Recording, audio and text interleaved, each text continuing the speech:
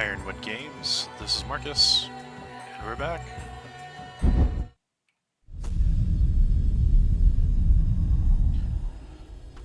Alrighty. Now that we've unleashed hell, let's explore a bit.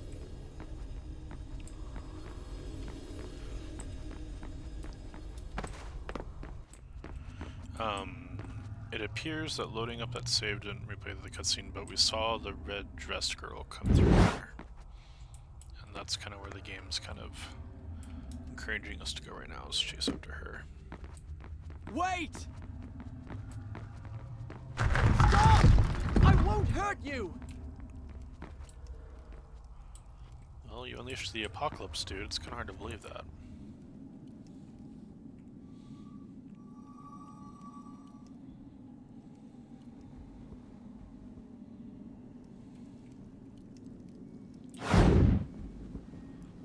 Nice cinematic as to what we need to do in the room.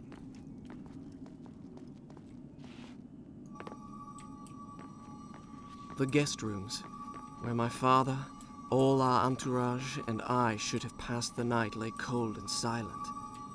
The sands of time had swept through, stealing life and warmth from everything they touched. And I, who unleashed the cataclysm, had been spared. Were there others like me, who yet clung to life, hiding in fear among the ruins? It did not seem so. So those were the sound clouds. Sand clouds.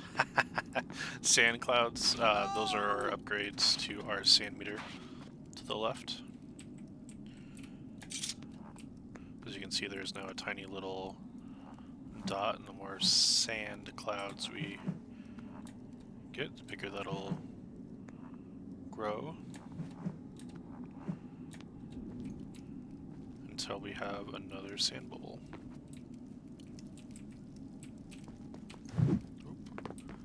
Oh, hello.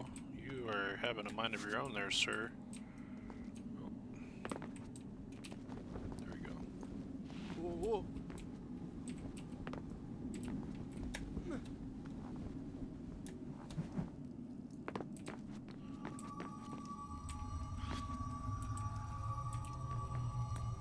Stop! Had I really seen her? Or had my senses given way under the burden of horrors too great to bear, and conjured up a phantom? Either way, I would not rest until I had found her again. If you notice, there is a little sound cue that happens when you're near a sand cloud.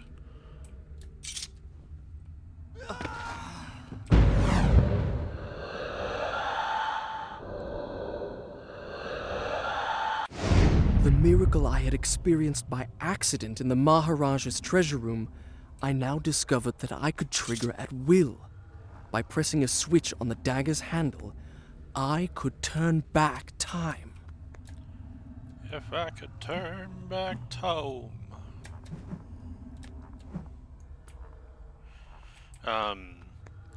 So that's kind of the gimmick with the platforming, is when you mess up, you have to use sands to bring you back to a place where you can try again. If you're out of sands, you get a game over and have to go back to the starting point.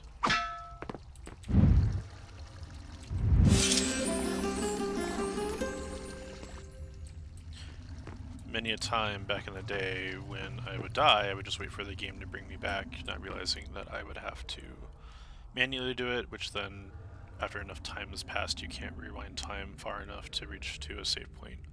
You kind of screw yourself over that way.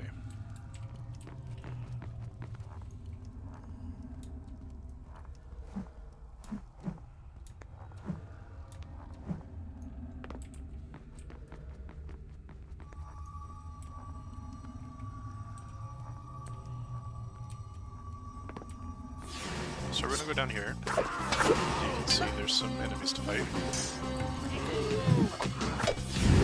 Some crazy camera angles.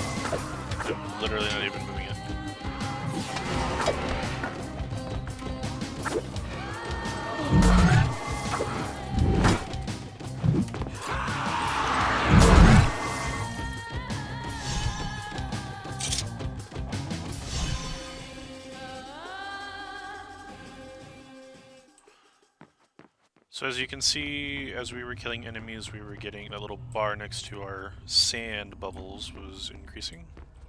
Now we can do cool things with the dagger. Just making sure I got everything. I do believe that I did. And as the hints are telling us, for every 16 enemies we kill,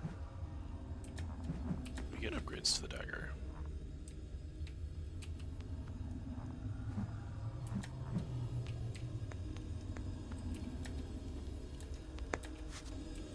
No, come on.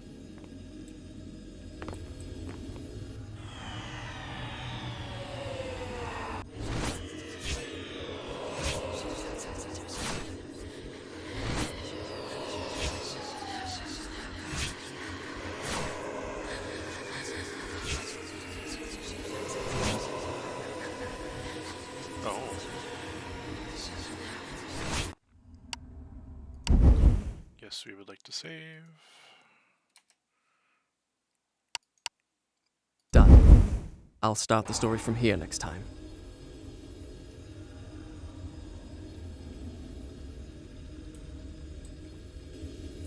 Whence came these visions that are... No, no!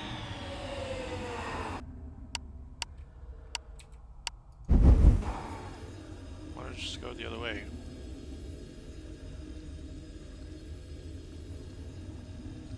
assaulted me thus like fever dreams.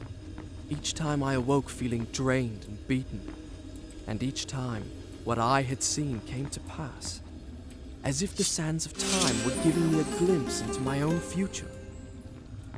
Future.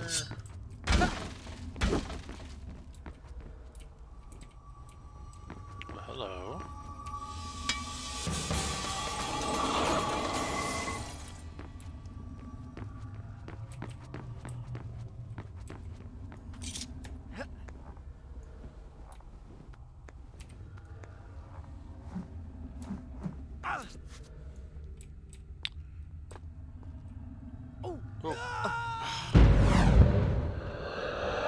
Little light on your feet, aren't you, Prince?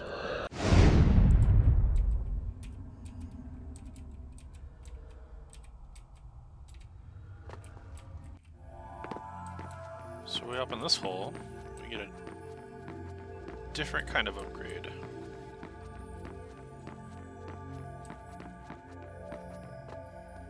What the? Hello? Is anyone there? I have a feeling I'm not in Azad anymore. Water.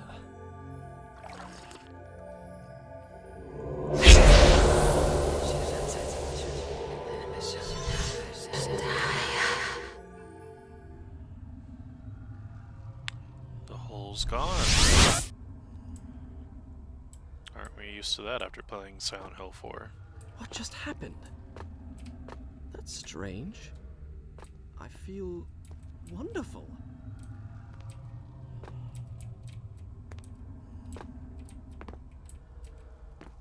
As you can see, our health went up. That is, we find those cute little astral spots every now and then. So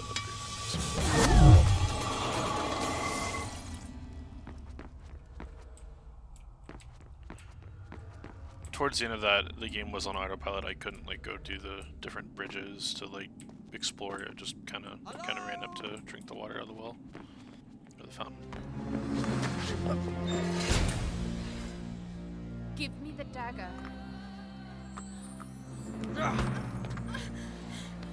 Who are you? I am Farah, the daughter of the Maharaja from whom you stole it. This is your doing, I saw my father turn to sand. and we will share his fate if you do not give me the dagger to undo what you have done. Your traitorous vizier used the same words. From now on, I trust no one but myself. Run! Yeah, screw your problems, Go back to girl. the reception My hall. daddy's Wait for me dead. there. Go!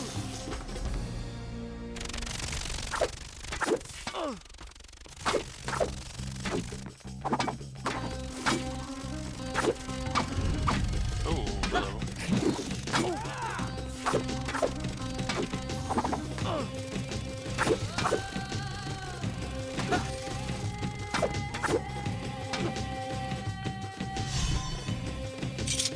by hitting the dagger button, he can kind of paralyze the enemy for a brief moment.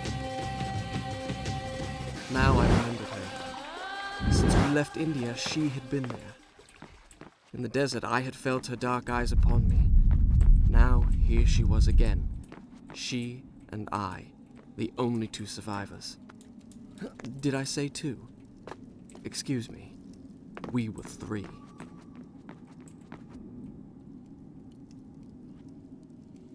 Yeah, she gave you dagger eyes because you conquered her kingdom and stole her magical time relic that destroys everyone. Of course she's going to give you daggers in the desert.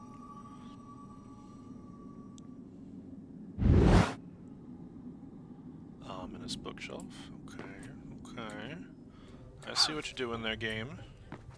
Vibing.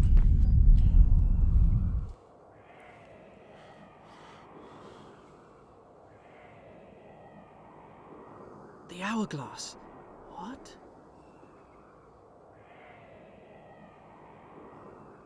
I did not understand the meaning of what I had just seen, but I knew, with a certainty I could not explain, that those winged creatures had a master. The man who had tricked me into opening the hourglass now had his prize. For some unknown purpose coveted the dagger as well, would stop at nothing to possess it. Well, I would give him what he sought. I would plunge it into his foul and treacherous heart. Yeah. You're gonna be plunged. So there's a couple sand bubbles we're gonna try to get.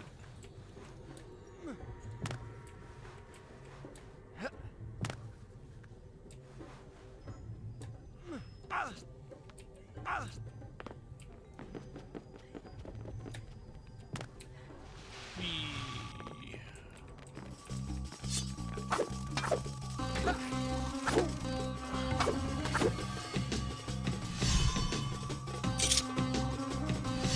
So, in some ways, I kind of like the little animation that he does after conflict. It's kind of a nice kind of like, oh, like you just did a conflict, like let's wind down and kind of process that. However, when there's little mini conflicts, like with these different scarabs slash beetles, really breaks up the flow of gameplay, and it's a little annoying.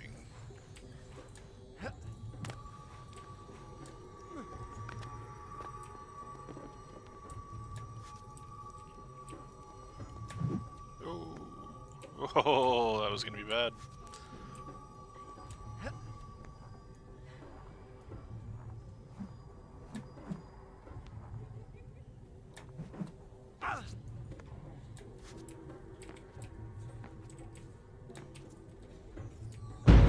Just like that.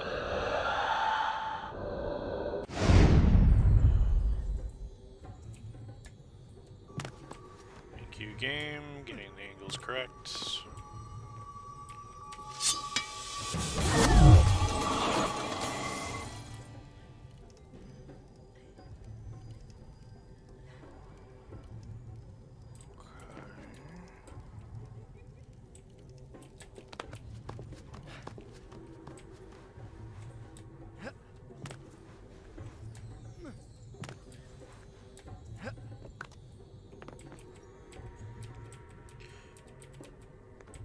One of the things I think is really genius about this game that I think still holds up fairly well over time is that the way across and down isn't quite obvious. Oh, no, we're not gonna go down that. We gotta fight these godforsaken beetles. Whereas I feel like in a lot more modern games, it's very heavily obvious as to like, hey, you gotta climb here, you gotta go down here. Here's this bright, shiny circle ring you gotta grapple. Tomb Raider, I think, overall did it fairly well, but here, like, it's very much just apparently part of the rubble.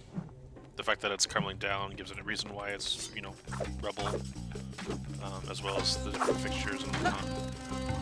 It's very well maintained atmosphere. It's like, oh, here are some convenient ledges you can climb up because reasons. Do be over there? I don't think I need to be over there. I think we just need to climb down.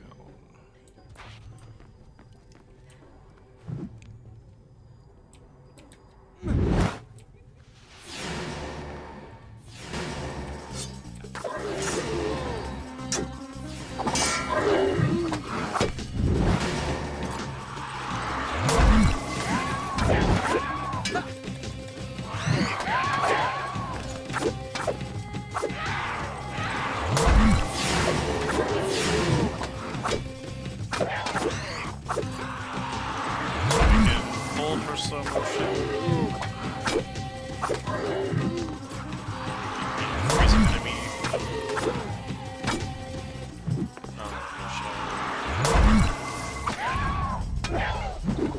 It was indeed the dagger of time. I began to realize why the Vizier wanted it so badly.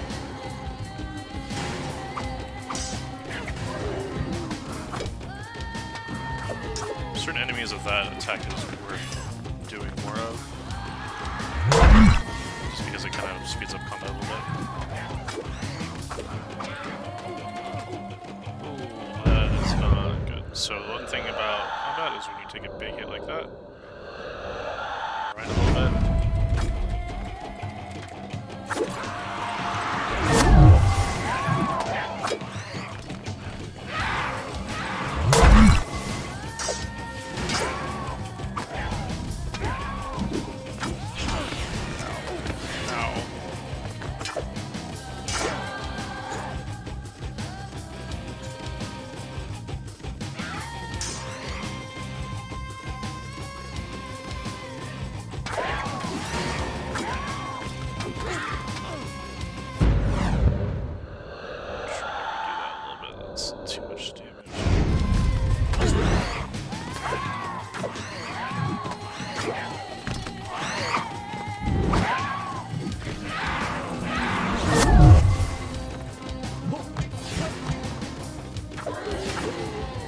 Create some distance. Ow.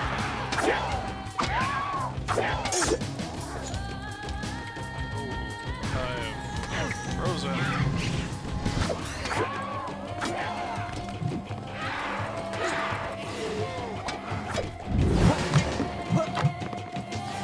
We're gonna swim away just a tad.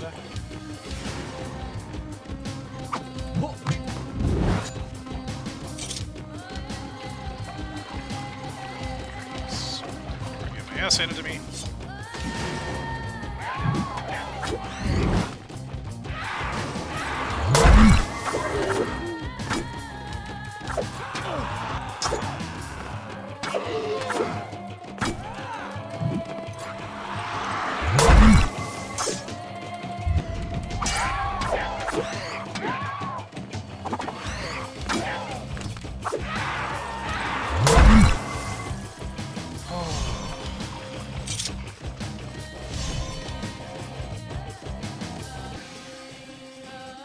It's a bit hectic.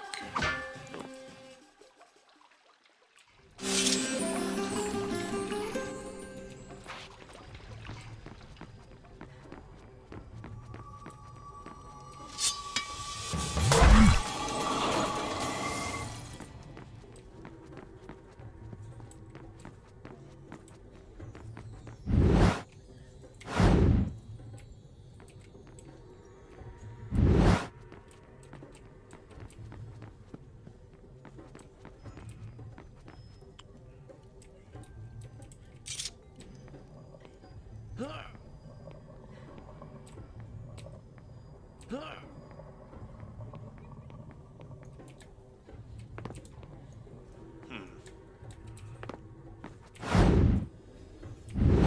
like I'm missing something.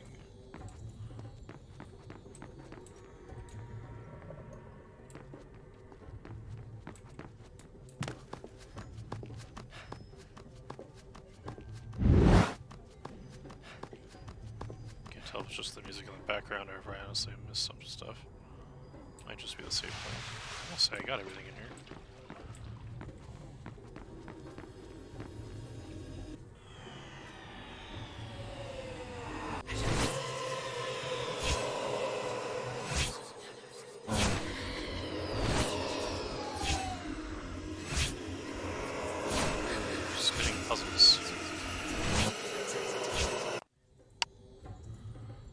Alrighty, with that, that concludes our second episode. Thank you so much for joining me.